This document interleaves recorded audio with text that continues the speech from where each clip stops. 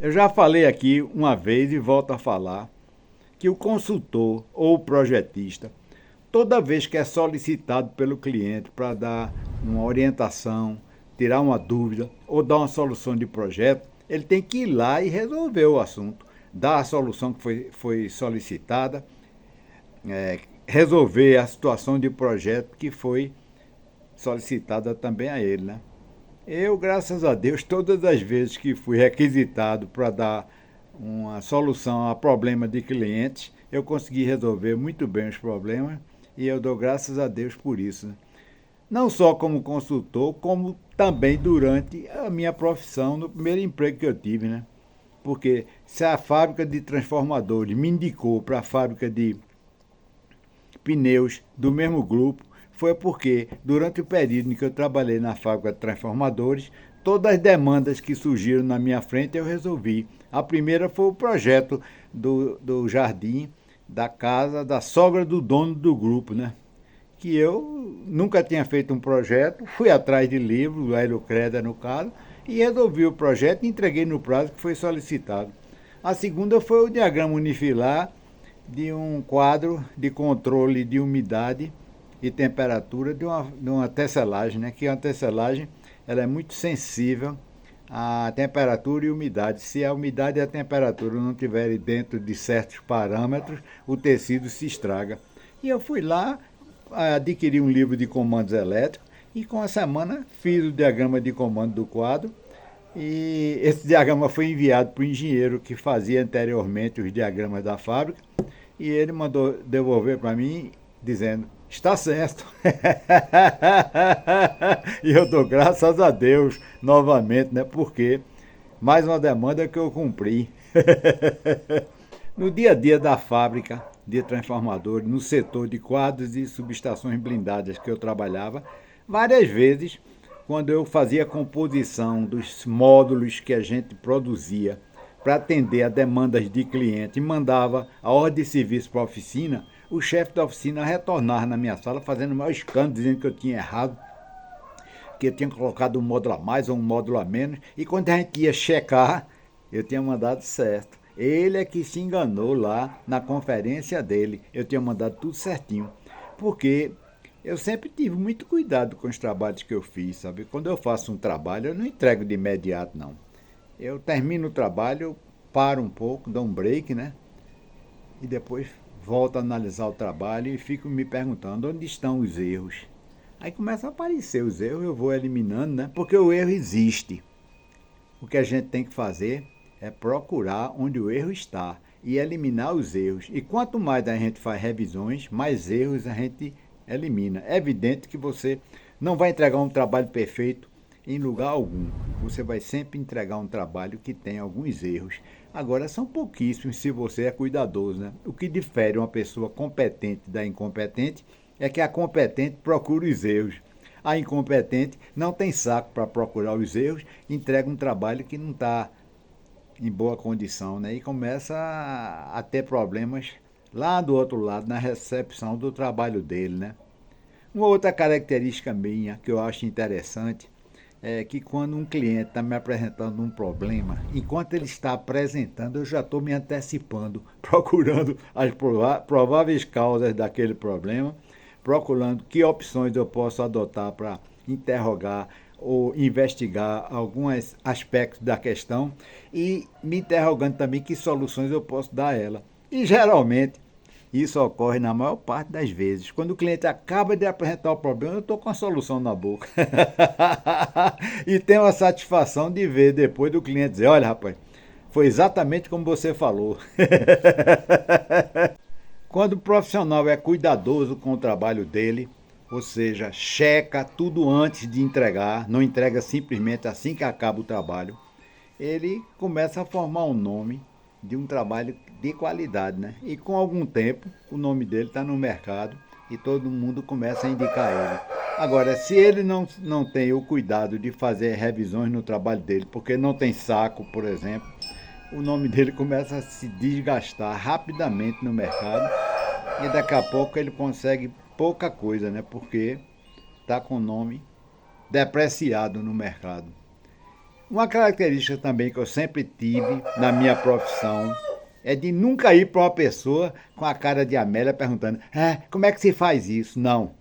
Quando eu me deparo com uma coisa que é diferente da habitual, eu procuro pesquisar e tento, na pesquisa que eu fiz, entender o problema e, a partir daí, buscar uma solução para o problema e adotar um projeto adequado à solução que eu encontrei. E com esse projeto que eu terminei para resolver aquela questão, eu verifico se não aparece outra ideia para mim para resolver aquela mesma questão que seja melhor do que a que eu fiz. E se eu considerar que a ideia que eu desenvolvi no projeto é a ideia, por mim, considerada ideal, eu levo para alguém que entenda do assunto, que tenha mais experiência, para procurar discutir com o colega se aquela minha solução é a ideal ou se o colega tem alguma indicação de uma solução melhor. E nunca cheguei para alguém com um problema desse resolvido que fosse dito para mim que estava errada a minha solução. Algumas vezes, uns colegas disseram: olha, rapaz, tua solução está boa, mas na prática, com a experiência que a gente tem, a gente pode fazer tais e tais alterações na tua solução, de tal maneira que a coisa funcione melhor por isso, isso e aquilo. Mas eu, graças a Deus, nunca cheguei com cara de Amélia para ninguém, não. Eu cheguei com a solução apresentada, porque eu enfrentei o desafio, pesquisei e criei uma solução. Um outro aspecto também da minha característica profissional é que eu sempre tive iniciativa e ideias para empreender novos objetivos, vamos dizer assim, né? Quando eu estagiava, por exemplo, que o chefe saía do setor e demorava a voltar, e eu tinha acabado a tarefa que ele me deu, porque eu não ficava remanchando, né? Eu procurava o que fazer. Muitas vezes o cara, quando chegava, olhava assim para a prateleira e dizia: pô, quem foi que arrumou aquela prateleira? Fui eu. Rapaz, eu sempre pensei em fazer uma arrumação daquela. Ficou ótimo. Nas empresas que eu dava consultoria também, sabe? Quando o dono me dava carta branca, eu partia para criar lá dentro. Numa delas de São Paulo, o cara disse: você tem carta branca aí, tá? Para fazer o planejamento que você acha adequado. Aí eu fui para minha sala, fiquei lá e tal, daqui a pouco ele chega. Como é? Teve alguma ideia já? Tive. Qual é? Criar um curso de aperfeiçoamento e de instrução para a peãozada da empresa, para que ela aprenda a fazer as coisas tecnicamente e, ao mesmo tempo que está aprendendo, faça montagens para as obras. Monte luminárias, monte kit de banheiro de apartamento, etc. Rapaz, que ideia fenomenal! Eu sempre pensei numa coisa como essa. Tem carta branca. Outra vez, eu estava lá na sala, ele chegou: como é? A escolinha está dando resultado já, eu soube, né? Exatamente. E agora, o que é que você está pensando? Eu estou pensando num kit para fornecimento de material de obras. Como assim? Olha, rapaz, o engenheiro da obra tem que pedir todos os materiais de um serviço. E se ele pedir assim, kit de materiais para eletrocalha? Aí já vem toda a quantidade de eletrocalha que aquele tipo de obra utiliza, as conexões, os parafusos, as buchas e todas as demais peças. Rapaz, isso é uma ideia esplêndida. Vai reduzir demais a trabalheira do engenheiro. Eu digo, claro, inclusive para escritório, por exemplo. O engenheiro não vai pedir caneta, lápis, grampeador, papel, durex, etc. Não. Ele vai pedir kit de material para escritório. Vai vir até mesa e cadeira e máquina de escrever. Ele diz: rapaz, tem carta branca, mande bala. Numa obra lá em Brasília, que eram 8 blocos de 25 apartamentos, em que a gente já tinha concluído toda a tubulação elétrica dos apartamentos, a gente ia começar a parte de fiação, lançar os fios, né? Tanto de distribuição quanto de alimentação. A fiação tinha chegado há 2 dias atrás, então eu chamei o encarregado e disse: olha, pega um eletricista bom e vamos nós 3, eu, você e ele, fazer a fiação de um apartamento. Aí o encarregado foi, pegou um eletricista, a gente foi para um apartamento, eu tirei a camisa, né? E a gente começou a lançar a fiação num apartamento. É interessante, sabe? Eu nunca tinha tido essa experiência. Você tem que passar o arame pelo eletroduto, pescar ele lá na frente, na próxima caixa, depois amarrar os cabos na ponta que ficou aqui atrás do arame e puxar os fios pelo eletroduto, né? Quando a fiação terminou, eu quantifiquei todos os fios que foram gastos por bitola, né? Nessa época não existia a classificação milimétrica, não. A tabela era a AWG, que é da American Wiring Gauge, uma associação americana de cabos, né? E a gente não usava cabo ainda no Brasil, não. A gente usava fios. Existia os mais usados, fio 12, 14, 12 e 10. 14 era para iluminação, 12 era para tomada e 10 era geralmente para motores, né?